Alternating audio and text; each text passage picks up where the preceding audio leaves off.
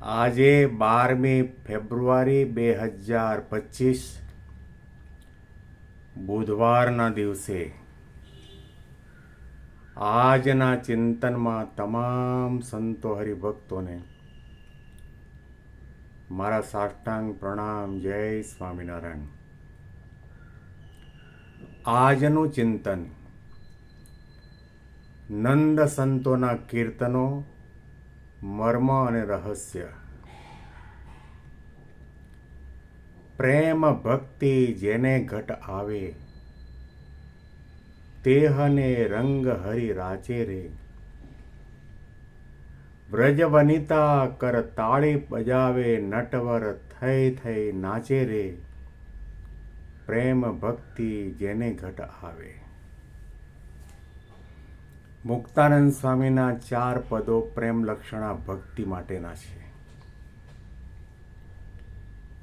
ગઈકાલે આપણે બીજા પદની સમાપ્તિ કરી. આજે આપણે ત્રીજા પદનો પ્રારંભ કરી રહ્યા છીએ. પ્રેમ ભક્તિ જેને ઘટ આવે. ઘટ એટલે શરીર. ઘટ એટલે શરીરમાં રહેલા ઇન્દ્રિયો, અંતઃકરણ, દિલ, દિમાગ અને હૃદયની અંદર જાગે. તેહને રંગ હરિ રાચે રે. ભગવાન એવા ભક્તના પ્રેમ ઉપર વારી જાય છે, ભક્તિ ઉપર ઓવારી જાય છે. ભક્તિ પ્રિયો માધવ. ભગવાન ભક્તિ પ્રિય છે. ઘણું બધું હોય પરંતુ ભક્તિ ન હોય એવો ભક્ત ભગવાનને ગમતો નથી. જે શબ્દો મહારાજે વચનાવર્તમાં લખ્યા, નારદજી જેવો ગુણવાન હોય પરંતુ એનામાં ભગવાનની ભક્તિ ન હોય તો એ અમને ન ગમે. ભક્તિનો કેટલો બધો મહિમા છે. અને આવા પ્રેમ લક્ષણા ભક્તિ કરવાવાળા ભક્તો એ ભગવાન પુરુષોત્તમ નારાયણનો મહિમા છે. એવા ભક્તોની સાથે ભગવાનને અવિનાભાવ સંબંધ છે. શબ્દાર્થ જેવો સંબંધ છે. શબ્દ અને અર્થને જે સંબંધ છે એવો અર્થ ભગવાન અને ભગવાનના ભક્તની વચ્ચે છે. દાખલા તરીકે તમે અશ્વ બોલો. અશ્વ એનો અર્થ થાય છે ઘોડો. રાતના બોલો, દિવસના બોલો, તમને તાવ આવતો હોય ત્યારે બોલો, માથું દુખતું હોય ત્યારે બોલો, અંધારામાં બોલો, અજવાળામાં બોલો, ગામડામાં બોલો, ઝૂંપડામાં બોલો, પરદેશમાં બોલો, દુનિયાના કોઈ પણ ખૂણામાં જઈને બોલો. અને એવી જગ્યાએ બેસીને બોલો કે એના બારી બારણા કમ્પ્લીટલી એરટાઈટ પેક હોય, ત્યાં બોલો તો પણ એ અશ્વ શબ્દ બોલતાની સાથે એનો અર્થ એની સાથે ને સાથે. શબ્દ અને અર્થને બંનેને જુદા પાડી શકાય નહીં. એવી રીતે ભક્તિ કરવાવાળા ભક્તોને ભગવાન સાથેનો આવો સંબંધ છે. પ્રેમ ભક્તિ જેને ઘટ આવે. પ્રેમ ભક્તિ જેને ઘટ આવે. તેહને રંગ હરિ રાચે રે. વ્રજ વનિતા કર તાળી બજાવે, નટવર થઈ થઈ નાચે રે. પ્રેમ ભક્તિ જેને ઘટ આવે. તેહને રંગ હરિ રાચે રે. પહેલા પદમાં, બીજા પદમાં અને આ ત્રીજા પદની અંદર પણ મુક્તાનંદ સ્વામી 5000 વર્ષ પહેલાં ગોપીઓએ ભગવાનને જે પ્રેમ કર્યો એવી ગોપીઓની ભક્તિને ભૂલતા નથી, યાદ કરાવે છે. વ્રજ વનિતા કર તાળી બજાવે, નટવર થઈ થઈ નાચે રે.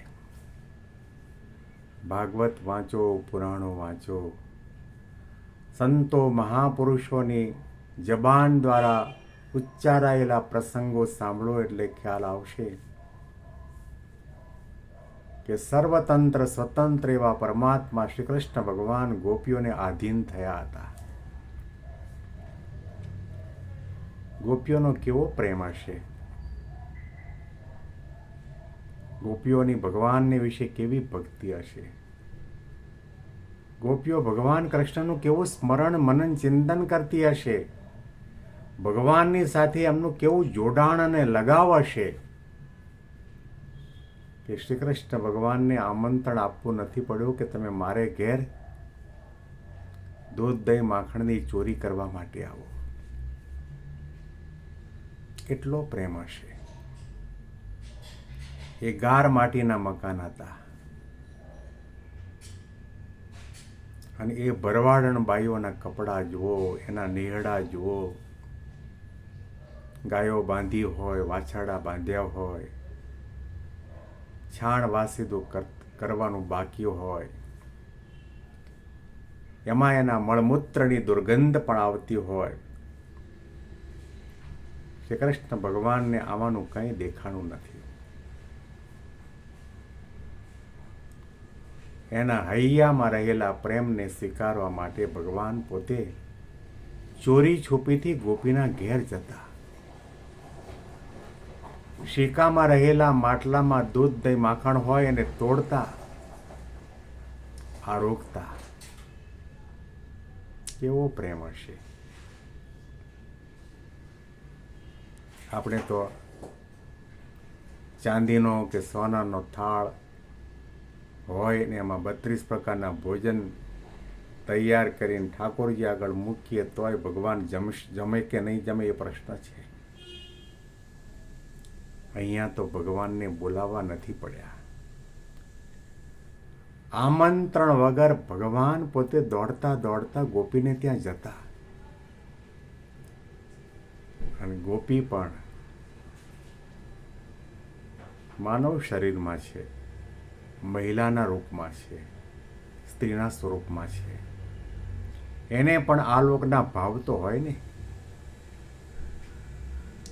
કનૈયો કંઈ પણ કરે બધું ગમતું, પરંતુ કનૈયાનું નૃત્ય અદ્ભુત હતું. કનૈયાને નચાવવા માટે એ તમામ ગોપીઓ, રાધાજી વગેરે કનૈયા પાસે જઈને કહે, તને જો 1 કલાક તો અમારી આગળ અમારી વચ્ચે નૃત્ય કરીશ ને, નાચીશ ને, તો અમે તમને પવાલું ભરીને છાશ આપશું. રાધે રાધે શ્યામ શ્યામ કહો, નટવત નચવત શ્યામ પિયારે. સંતોએ ગાયું છે. તમામ ગોપીઓ વચ્ચે ઊભી રહી તાળી વગાડે અને તાળીના લટકા સાથે કૃષ્ણ ભગવાન ગોપીઓ વચ્ચે નાચતા હતા. કેવો પ્રેમ હશે. અનંત કોટી બ્રહ્માંડના જીવ પ્રાણી માત્રને નાયક એવા પરમાત્મા દરેકને નચાવે, દરેકને નચાવવા વાળા ભગવાન આજે ભક્તોને આધીન થઈને ભક્તોના કહેવા પ્રમાણે એક ખાટી પવાલા છાશ માટે નૃત્ય કરતા હતા. શું ભગવાનને છાશ બહુ ભાવતી હતી? નંદ બાબા અને યશોદાજીના ઘરની અંદર છાશ, દૂધ દહીં માખણ નહોતા મળતા કે ગોકુળની ગોપીઓને ત્યાં જઈને ચોરી કરતા અને એક પવાલા છાશ માટે નૃત્ય કરે, ભગવાન નાચે. પોતાની શક્તિ, સામર્થ્ય, ઐશ્વર્ય, પ્રતાપ, ભગવાનપણાનો ત્યાગ કરીને ગોપીઓના કહેવા પ્રમાણે નાચતા. વ્રજ વનિતા કર તાળી બજાવે, નટવર થઈ થઈ નાચે રે. એ નૃત્ય કરવામાં એમને આનંદ આવતો. ભગવાનનું ભગવાનપણું ત્યાં છે, ભગવાનનું ભક્ત વત્સલપણું ત્યાં છે કે પ્રેમી ભક્તોના બંધનમાં આવી જાય, પ્રેમી ભક્તો કહે તેમ કરે, ત્યાં ભગવાન પણ મૂકી દે, શક્તિ સામર્થ્ય ઐશ્વર્ય પ્રતાપ પણ મૂકી દે. પ્રેમ ભક્તિ જેને ઘટ આવે, દેહને રંગ હરી રાચે રે, વ્રજવનિતા કર તાળી બજાવે, નટવર થઈ થઈ નાચે રે. પ્રેમ ભક્તિ જેને ઘટ આવે. આ પંક્તિ ઉપર વિશેષ ચિંતન આપણે આવતીકાલે સાંભળીશું. બેંગ્લોરથી પીડી શાસ્ત્રીના જય સ્વામિનારાયણ.